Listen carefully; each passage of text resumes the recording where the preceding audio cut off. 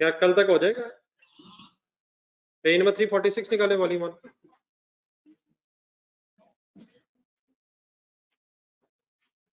एक ताहिर दिया था, ये भी रह गया। ताहिर ताहिर ताहिर सामने रखे नहीं, इसमें एक दो वर्किंग्स करवाएगा। स्पीड अप हो रहा है, स्पीड अप। ताहिर तो कर ले आज कंप्लीट है, नहीं इसमें एक दो वर्किंग करवा लो। ताहिर ताहिर ताहिर ताहिर सामने रखने, अगर नहीं भी किया तो इसकी बात काज कर लें यार, ताकि बात आगे बढ़े जरा। ताहिर ताहिर ताहिर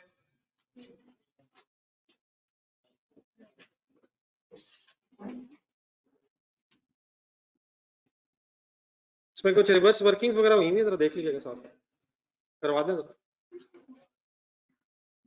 ये एक मिनट मैं जरा करंट टैक्स की वर्किंग में है।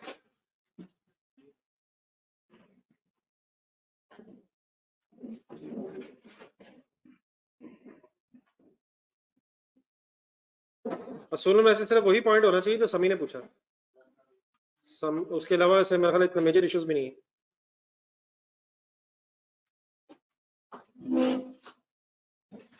ये दो लेजेस बनवाए जरा मुझे,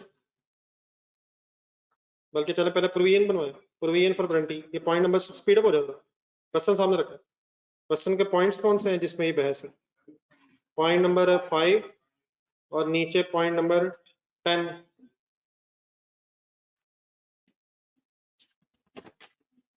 जी शेख साहब अच्छी बात है। प्रोविजन फॉर वारंटी का एक लेजर बनवाए।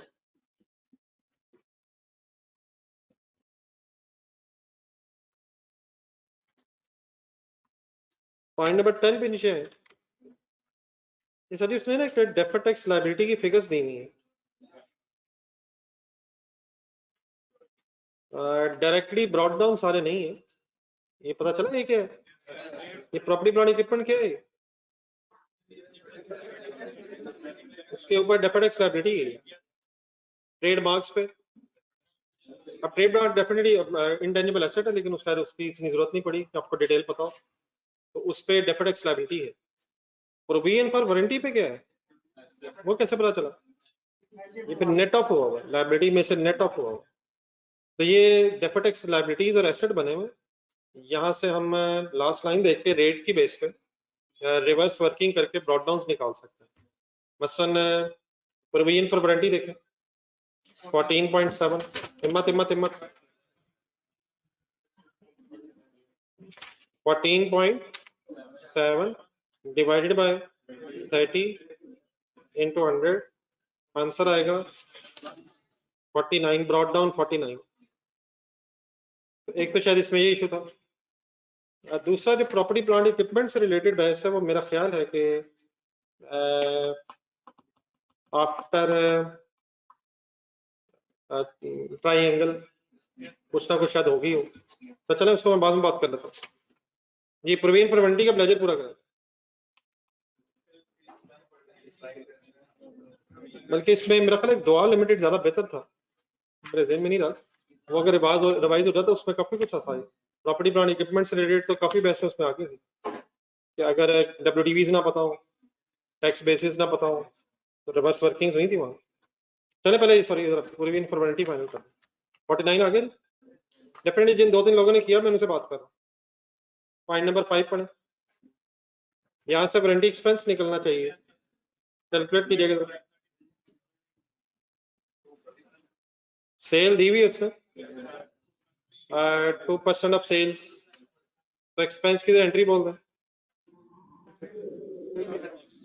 1750 मल्टीप्लाई बाय 2%, तो एक्सपेंस डेबिट प्रीवियन क्रेडिट अकाउंटिंग यहाँ तक ठीक है। देन उसके बाद आए कोई पेमेंट बताई हुई है कैश 54।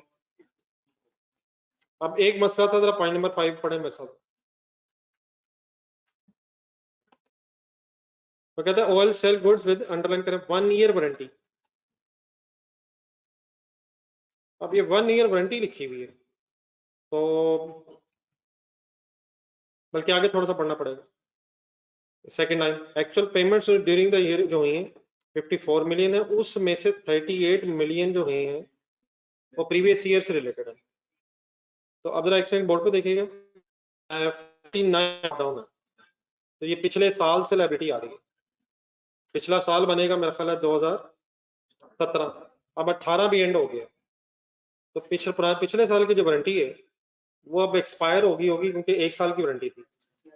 तो 49 में से 38 पेमेंट हुई है,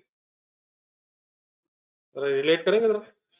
17 से 18 में ये प्रोविजन आ रही है, 49 ब्रॉट डाउन की बात कर रहा हूँ, क्योंकि अभी 1 ईयर वारंटी है और 2018 एंड हो गया, तो इसलिए पिछले साल के जितने पैसे नहीं दिए वो एक्सेस प्रोविजन बनी हुई है, जिसको फिर अब रिवर्स होना चाहिए।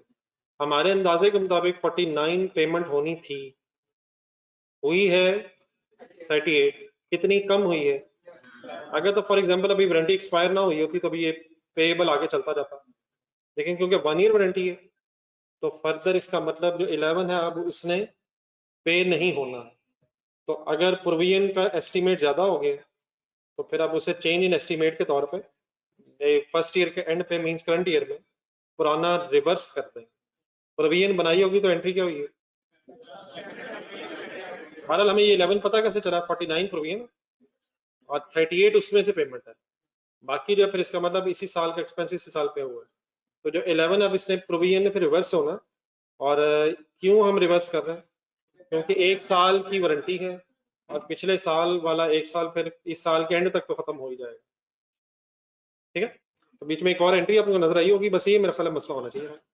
प्रोविजन डेबिट एंड बताएं इसकी entry, provision debit and expense credit 49 minus 38 11 और एक्सीडी निकाल 19।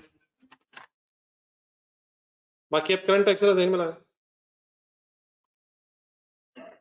करंट टैक्स इसी लेजर को जरा देखें। नहीं ऐड बैक कुछ होगा कुछ लेस होगा। ये जो 35 है अलग अलग सोच रहे, वैसे तो नेट भी हो सकता है।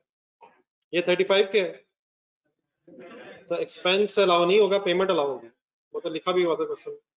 तो वारंटी एक्सपेंस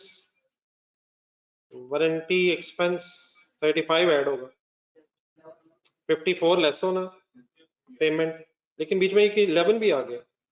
11 की एंट्री आराम से दोबारा बोला, प्रोविजन डेबिट एक्सपेंस क्रेडिट है, इससे हमारे प्रॉफिट पे क्या फर्क पड़ा होगा। एक्सपेंस क्रेडिट होने से प्रॉफिट बढ़ा होगा, तो इसका क्या करेंगे फिर। अब ये भी अकाउंटिंग एक्सपेंस है, टैक्स वालों ने सिर्फ पेमेंट अलाउ करनी है, तो एक्सपेंस में प्लस करेंगे या माइनस करेंगे। सोचे जरा, प्रॉफिट एंड लॉस में पहले क्या हुआ होगा, एक्सपेंस कम होके प्रॉफिट बढ़ा होगा, लेकिन टैक्स वालों का इस एंट्री से कोई ताल्लुक नहीं है, तो हमारी प्रोविजन है रिवर्स हो रही है। फाइनल बताएं क्या करो, प्लस करो या माइनस करो। माइनस होगा, इन अदर वर्ड्स एक्सपेंस 35 से बढ़ रहा और 11 से कम हो रहा है, तो नेट करके 24 से एक्सपेंस बढ़ रहा है, 24 ऐड बैक कर दें या 35 ऐड बैक करके रिवर्सल ऑफ एक्सपेंस को फिर लेस कर दें। सही है सर। पहली बात ये एंट्री हुई क्यों है, 1 ईयर प्रोविजन है और 49 प्रोविजन बनी हुई थी, 38 पेमेंट हुई है, तो 11 मिलियन एक्सेस प्रोविजन है जिसे फिर अब रिवर्स होना चाहिए क्योंकि साल गुजर गया, उसका साल गुजर गया, तो रिवर्स होने की फिर एंट्री होगी, प्रॉफिट लॉस में जाएगी, अकॉर्डिंगली फिर प्रॉफिट बढ़ जाएगा। ठीक है, ठीक है सर।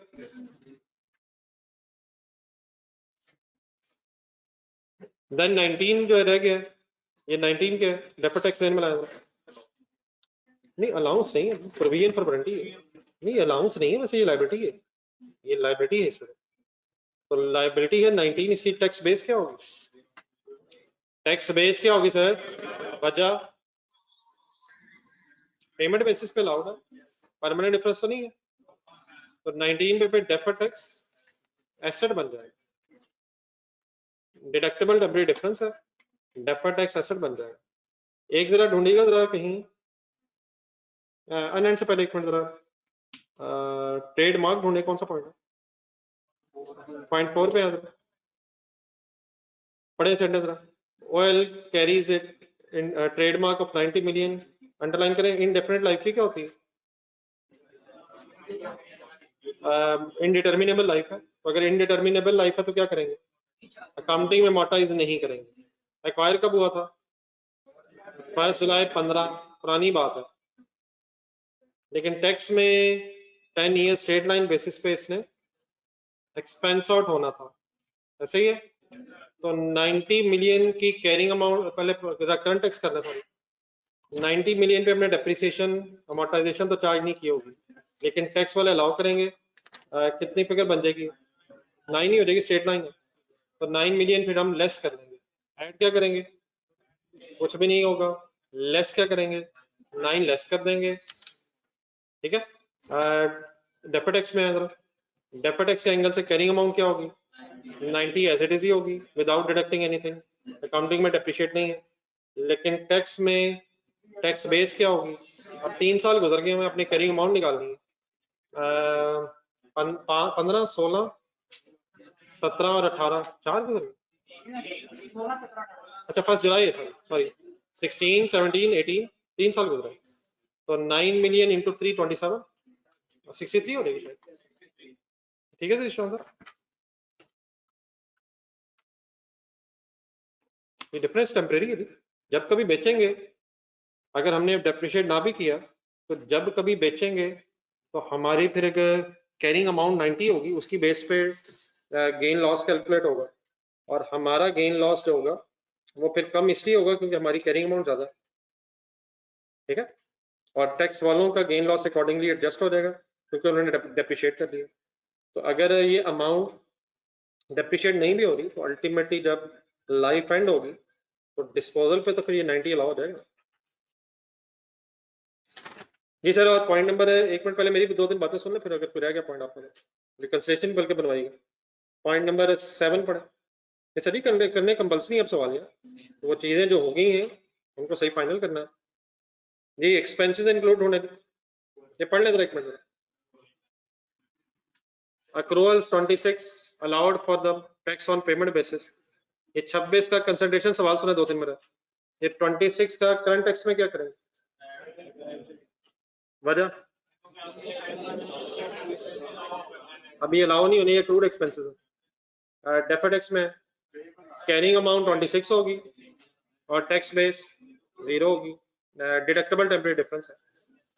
चलता है सेम, हिम्मत कीजिएगा। नंबर 7 में दूसरा point, cash donation of 5 million which are not allowed in tax. Accounting में क्या, करंट टैक्स में क्या करेंगे, एडबैक क्यों करेंगे, हमने तो एक्सपेंस बनाया होगा। डेफर्ड टैक्स में क्या करेंगे, नहीं मतलब अगर लिखेंगे भी तो कैरिंग अमाउंट और टैक्स बेस बराबर क्यों कर देंगे, परमानेंट डिफरेंस है। अदर इनकम, अच्छा ये जरा सही पड़ेगा। Point number 8, other income include. अब अदर इनकम है, कमीशन रिसीवेबल कैसे आ सकता है, receivable debit income credit, receivable debit income credit. अगली लाइन पे पढ़ने फिर वो एक सेंटेंस नीचे और भी, डिविडेंड रिसीवेबल डिविडेंड इनकम के तौर पे, both incomes are taxable on receipt basis. ये इस तरह का पॉइंट वैसे कल परसों रोज में भी आ गया, किस साल तक, 30 June 18 with effect from 1 July 18, commission income is exempt from tax, whereas dividend income is taxable at the rate of 10% on receipt basis. पढ़ लें जरा तसल्ली, 1 मिनट ध्यान से पढ़ लें दोबारा। अब सिंपली ना ये पढ़ के ही पता चलना चाहिए कि क्या हो रहा है। अब 30 जून 18 तक का ही हम ट्रीटमेंट करते, लेकिन हमें फ्यूचर की इंफॉर्मेशन मिल गई, लेकिन करंट टैक्स में शायद आप 2018 वाला ट्रीटमेंट ही करेंगे। ये भी जरा गौर से देखें, करंट टैक्स किस साल का टैक्स है, करंट ईयर तो 2018 का ना, और डेफर्ड टैक्स फिर फ्यूचर से रिलेटेड होता है, तो आराम आराम से पहले करंट टैक्स ध्यान में लाएं। जी sir, both incomes are taxable on receipt basis or at 30% up to 30th June 2018. I commission income ढूंढे, पहले commission income, both incomes were taxable 30th June 2018 jail में रखें, और कमीशन इनकम ढूंढे जी। बताएं इसका करंट टैक्स में क्या करेंगे, यानी तो टैक्सेबल है। अभी ये रिसीवेबल है तो पैसे तो आए नहीं थे, लेकिन क्या हमने इनकम बना ली होगी, इसको लेस करते हैं। आराम आराम से देखिएगा प्लीज, रीजन बताएं क्यों लेस किया। लेकिन ये तो टैक्सेबल है, रिसीव्ड बेसिस पे थी और अमाउंट अभी मिली नहीं है, रिसीवेबल है, तो क्यों लेस कर देंगे, क्योंकि पैसे मिले नहीं है, हमने ऐड किया होगा, हमारी इनकम है, लेस कर देंगे, और अभी रिसीट हुई नहीं जी। अब आ जाए डिविडेंड रिसीवेबल पे। नहीं, आराम से डिविडेंड रिसीवेबल का क्या करेंगे, लेस करेंगे और बाद में क्या करेंगे, मेरा नहीं ख्याल अभी कुछ करेंगे, बाद में करंट टैक्स में कुछ नहीं करेंगे, बाद में करंट टैक्स में कंडी कुछ नहीं करेंगे, तसल्ली से देखें, मेरा नहीं ख्याल करंट टैक्स में बाद में इस साल कुछ करेंगे। रीजन भी बताएं, पढ़े जरा दोबारा, reason reason reason reason reason क्या हमने इनकम बनाई है, हमने इनकम बनाई है, क्या इस साल रिसीट हुई है, अगर हो जाती तो यकीनन सेपरेट ब्लॉक ऑफ इनकम के तौर पे आप टैक्स देते, आप सिर्फ लेस ही करेंगे, और टैक्स इस पे कैलकुलेट क्यों नहीं करेंगे, क्योंकि अभी रिसीट हुई नहीं साल। तो ये मैंने किस साल को ज़हन में रख के बातें की आपसे, ये करंट ईयर ज़हन में रखा मैंने, करंट ईयर का टैक्स है, दोनों इनकम रिसीव नहीं हुई तो सिंपली हमने लेस किया, और करंट टैक्स में और कुछ नहीं होना, देख लें जी, ठीक है इसमें।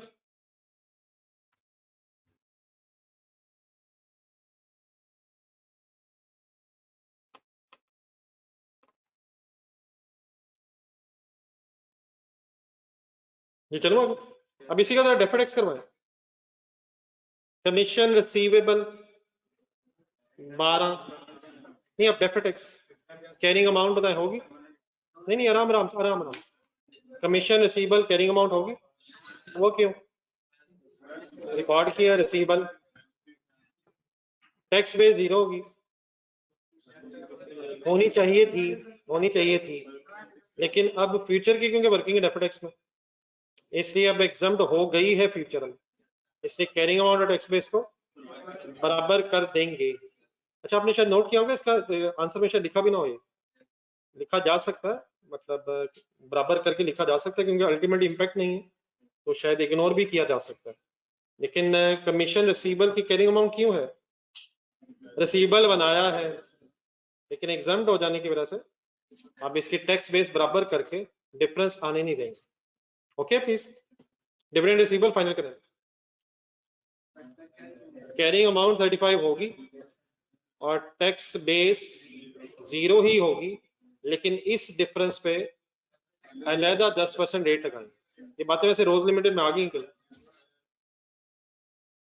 ओके प्लीज, नेक्स्ट पॉइंट में ये रेंट रिसीव्ड एंड एडवांस करवाएंगे, पढ़ ले सेंटेंस जरा, ये चीजें वैसे होनी चाहिए, मैं सिर्फ इसलिए रिपीट कर रहा हूँ, एक दफा जरा मेरे साथ दोबारा सोच लें जी। पहले करंट टैक्स ध्यान से सोच के,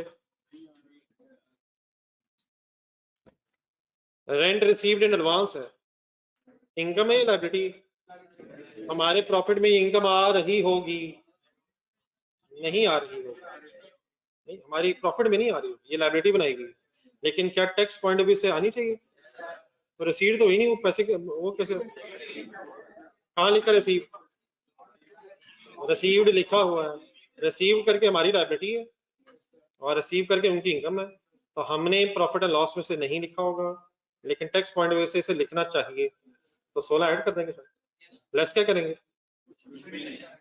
पहले हमने कुछ नहीं किया होगा प्रॉफिट एंड लॉस में, लेकिन टैक्स पॉइंट ऑफ व्यू से इस पे टैक्स देना है, तो 16 फिर बेटा ऐड हो जाएगा। अब डेफर्ड टैक्स में लाएं, डेफर्ड टैक्स जहन में लाएं, कोई लायबिलिटी होगी इसकी 16, टैक्स बेस क्यों नहीं होगी,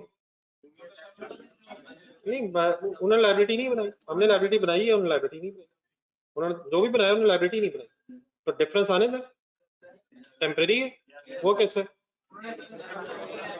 उन्होंने इनकम बना ली है, हमने बना लेनी है, डिफरेंस टेम्परेरी, ठीक है जी।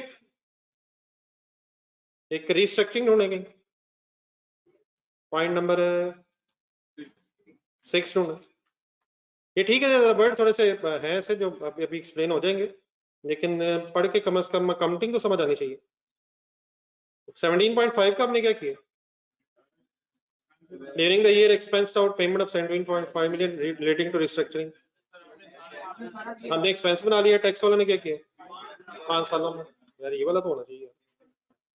करंट टैक्स सेम मिला 17.5 एड बैक कर देंगे और उसकी जगह जो भी इसकी 5 ईयर्स की बेस पे एक्सपेंस की अमाउंट आ रही है वो लेस कर देंगे। डेफर्ड टैक्स सेम मिला, टैक्स बेस बताएं, सॉरी कैरिंग अमाउंट बताएं, कैरिंग अमाउंट 0 क्यों होगी? ये पीछे जाए जरा डेफर्ड टैक्स के चैप्टर में, ये क्वेश्चन नंबर 8 में कुछ एडवर्टाइजमेंट की तरह चीज है, बल्कि रोज में भी आया यार, रोज का भी पॉइंट नंबर 2 था। अब कहां तक कंप्लीट है? मैं रिकंसिलिएशन बनवाना चाह रहा हूँ। कंप्लीट नहीं मतलब होगी थी, रिकंसिलिएशन बनवाया था जी, ठीक है जी। ऑनलाइन स्टूडेंट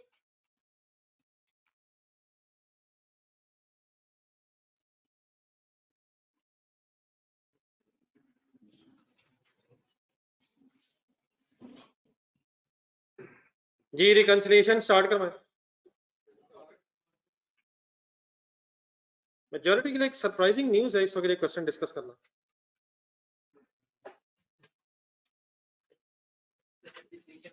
जी डेप्रिसिएशन वाली वर्किंग करवा दें, बस वही रह गई जी। प्रॉफिट बिफोर टैक्स लिखवाएंगे 508, टैक्स रेट बताएं,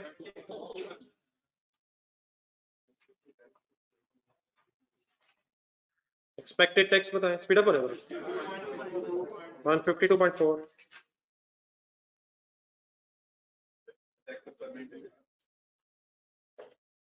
ये effect of permanent differences,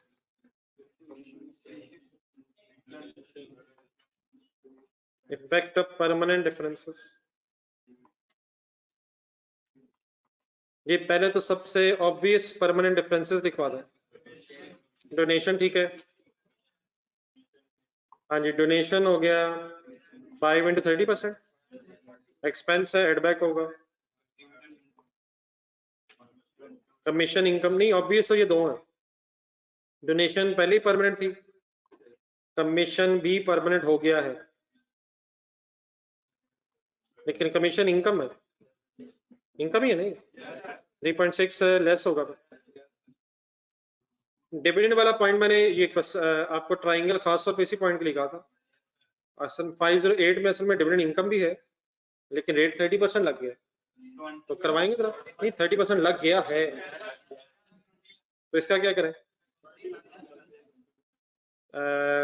35 multiplied by ये 20% कौन सा हम लगा रहे हैं? जो परमानेंट वाला है, हमारा टैक्स रेट 30% है, टैक्स इस पे 10 देना है, तो 10 तक तो ठीक है, लेकिन जो एक्स्ट्रा 20 लग गया वो नहीं लगना चाहिए, तो 20% तक परमानेंट है। बताइएगा फिर बाकी इसका कीजिएगा जरा। एक दुआ लिमिटेड जरा ढूंढे, कौन सा पेज पे जरा ढूंढिएगा।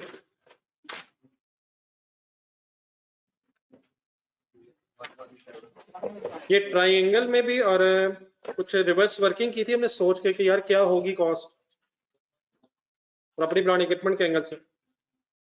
एक्यूमुलेटेड डेप्रिसिएशन दी हुई थी, डेप्रिसिएशन निकालनी थी। कौन सा पहले 117 को भी दोबारा यहाँ जरा रिवाइज करने, इसमें वो डिस्पोजल्स वगैरह की भी कैश सेल प्रोसीड्स वगैरह नहीं थी। 117 ढूंढे जी, एक तो दोबारा देखने, फिर पेज नंबर 117 के साथ इसको फाइनल करना। बाकी फिर अगर डेप्रिसिएशन का मसला रहेगा तो कल डिस्कस कर लेते हैं, ठीक है मौलाना? तो दुआ लिमिटेड भी इस तरह पेज नंबर 117 के साथ T46, ठीक है? कल फिर याद करवा दीजिएगा अगर कोई और मसला रहेगा, ठीक है ऑनलाइन स्टूडेंट्स?